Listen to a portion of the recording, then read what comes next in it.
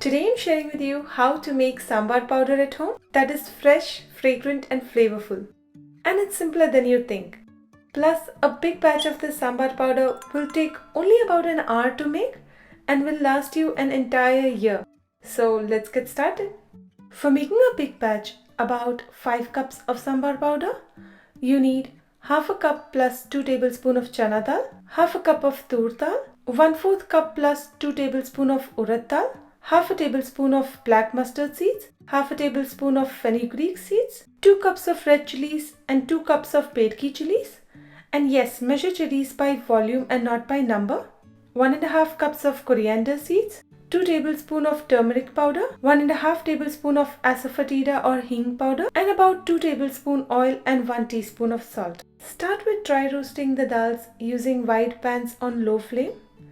And since they are all different sizes, it's important to roast them separately to roast them well.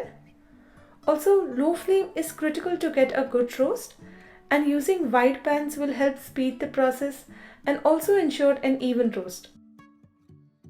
Chana dal will take the longest to roast, about 40 minutes, and when done will deepen in color. Tur dal will take about 25 minutes and will also deepen in color when done.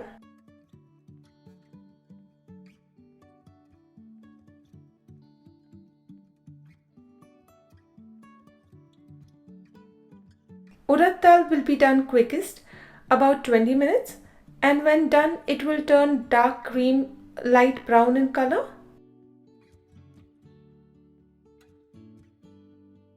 You can also bite into the dals to test.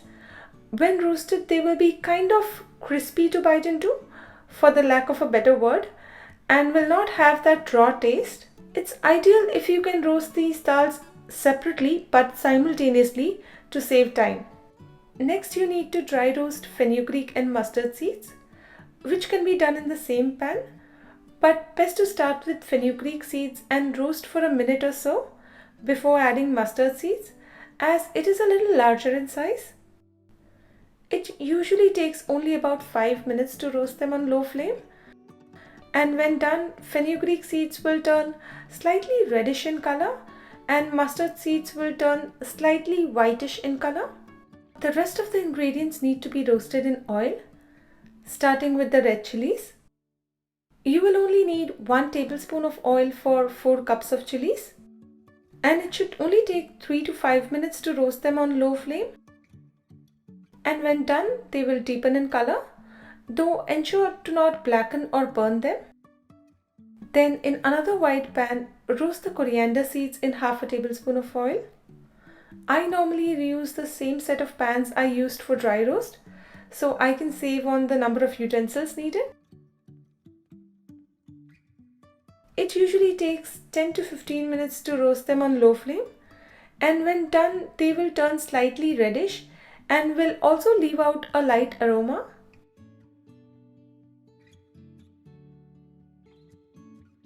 Finally, using another half tablespoon of oil, roast the turmeric powder and asafoetida or hing powder for 3 to 5 minutes on low flame till the spices get lightly roasted and deepen in color.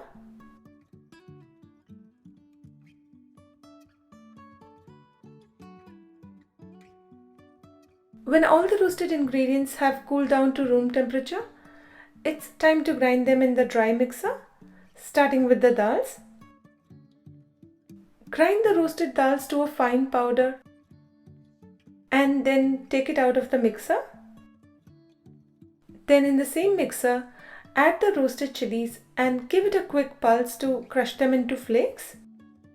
To the crushed chilies, add in the roasted coriander seeds as well as fenugreek and mustard seeds and grind them together. However, do not overgrind this mixture, else it might turn into a paste-like mix because of the moisture present from the leftover oil from roasting chilies and coriander seeds. I sometimes quickly pat down the chilies and coriander seeds to get rid of the excess oil, just as an additional precaution, which helps. And this is going to be a coarser mixture compared to the ground dals, which is okay, but it should still be a dry powder and not a paste. After roasting and grinding the ingredients, You now just need to blend them all together.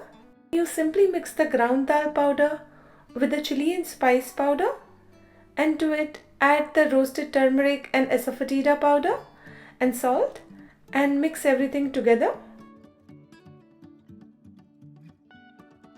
Finally, it's important to run this mixture once again through the dry mixie, just to ensure it gets ground into a fine powder and everything gets well blended together.